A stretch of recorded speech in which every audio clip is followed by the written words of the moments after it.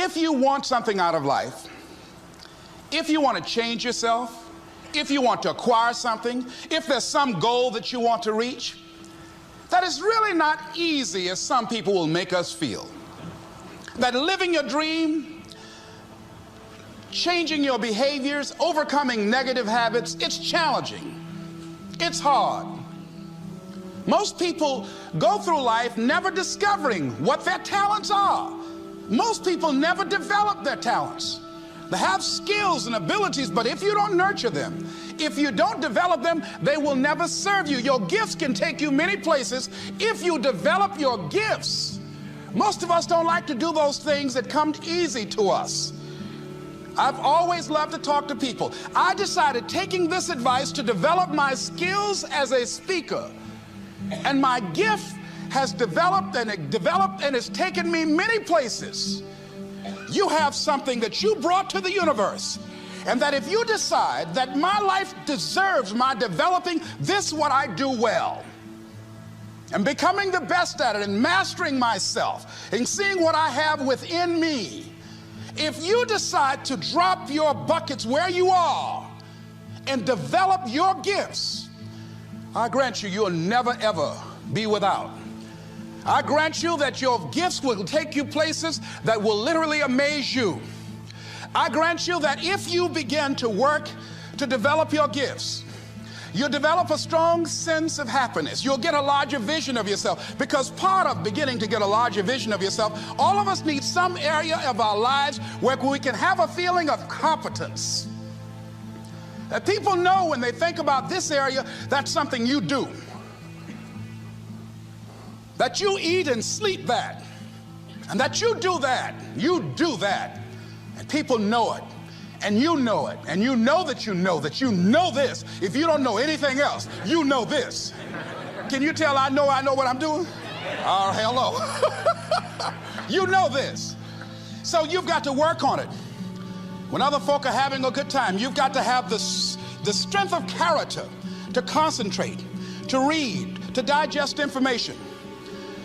If you decide in any particular area that you're concerned about to make a conscious, deliberate, determined effort to read one book a month in that area, in 5 years you'll be among the top 5% experts in the world. I read a minimum of 2 books a week. The average American reads only 1 book a year. If you decide that area that you love, that you are going to master that particular area, in this era of accelerated change, overwhelming complexity, and tremendous competition, as you begin to develop and expand your skills and your talents and your vision of yourself, you will always be in control of your destiny. The next thing is, whatever it is that you want to do, you want to do it massively. I have a friend who was telling me that his sales were down. I said, well, how many phone calls you make a day? He said, 25. I said, double them. Make 50 or 75 or 100. He said, oh man, that's just too much. What do you mean too much? You behind on your bills? You're talking about too much? You know one way to get back on your feet real quick is to miss 2 car payments? You talking about you're tired? There's no competition out here. Decide that you're going to push yourself. Most people won't do that. Most people give up on themselves easily. You know the human spirit is powerful. There's nothing as powerful. It's hard to kill the human spirit. They asked Benjamin Disraeli, a man who became the head of a country at a time when Jews were not allowed out after 10 o'clock. They said, how did you do it?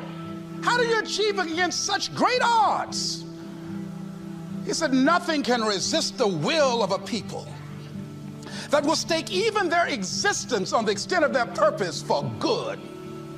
That when you have a made-up mind, when you decide that you want to do something, I was reading something the other day, he said, the power to hold on in spite of everything, the power to endure, this is the winner's quality. The hunger, the ability to face defeat again and again without giving up. This is a winner's quality. You have that quality within you. When you're hungry, you don't care about the facts. You don't care about the odds. Doug Williams played for the Washington Redskins, quarterback. John Elway of the Denver Broncos in the Super Bowl. Everybody was talking about Elway. After the Super Bowl, when Doug Williams made a historic passing game, they asked him, said, how were you able, in spite of all of the negative publicity saying that you couldn't win, how did you do it? He said, I ignored my critics.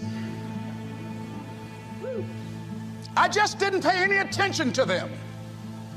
I ignored myself because they kept on saying it so much. There were times I doubted whether or not I can do what I needed to do. There's a Doug Williams in everybody here.